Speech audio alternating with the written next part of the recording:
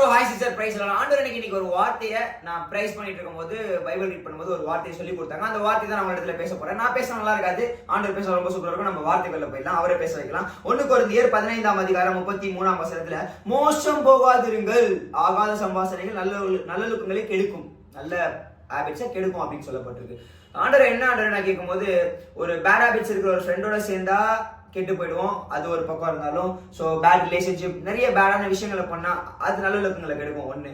But அதை தாண்டிலும் ஆண்டவர் எனக்கு ஒரு விஷயம் சொன்னார், தம்பி ஃபர்ஸ்ட் க்ளோஸ் டு மீ, நீ என் கூட இல்லைனாலே வேற ஏதோ தப்பான விஷயத்துல இருக்க, பிசாசு கூட சேர்ந்து சுத்தின்னு இருக்க, இதுதான் விஷயமே. அங்க போனாலே நல்லொழுக்கங்கள் போயிடும், நல்லொழுக்கங்கள் போயிட்டாலும் நீ என்ன விட்டுருவ, உனக்கான காரியங்கள் தடைபட்டு தான் இருக்கும். இன்னைக்கு நம்மளுடைய வாழ்க்கையில் நிறைய காரியங்கள் தடைபடுது, அதுக்கு தான் காரணம் நம்மளுடைய சம்பாஷணைகள் எப்படி இருக்கு. சம்பாஷணை எப்படி ஆண்டவர் இருக்குன்னா, so read Bible everyday, pray everyday, praise everyday. So வார்த்தை உனக்குள்ள இருக்கும் பொழுது உனக்கு நல்ல காரியங்கள் எப்பவுமே இருக்கும். ஸோ ஆகாத சம்பாஷணை இதான். என்னை விட்டு எடுபடுற ஒரு பங்கு எங்க போயினாலும் அங்க நல்லது இருக்காது, கெட்டதான் இருக்கும். பிசாசு உன்னை எப்படி உள்ள வைக்கலாம், இதை பண்ணு, ஏய் சூப்பர் ஃபிகர்ரா, ஏய் சரக்கு போடலாம்டா, ஏய் படம் பார்க்கலாம், இந்த மாதிரி தேவையில்லாத காரியங்கள் தான். ஓகே, இன்னைக்கு நம்மளுடைய வாழ்க்கையில பிசாசு நம்மளை எப்படி உள்ள வைக்கலாம் தான் இருக்கான். ஸோ அப்ப ஆகாத சம்பாஷணைகள் ஆண்டவர் ஓட்டி எடுபடுறதுனா அங்கதான் இருக்கும். ஸோ அப்போ நல்ல சம்பாஷணை எங்க இருக்குன்னா வேதத்தில் இருக்கு.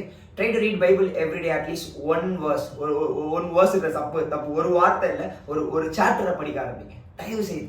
ஓகே, அவரோட வார்த்தை உங்களுக்குள்ள இருந்ததுன்னா Holy Spirit will teach you. அதாவது டே இதை பண்ணாதடா தப்புடா அப்படின்னு அவர் சொல்லி கொடுக்குறாரு. அந்த நல்ல பழக்கம் இருக்குன்னா இங்கே தான்.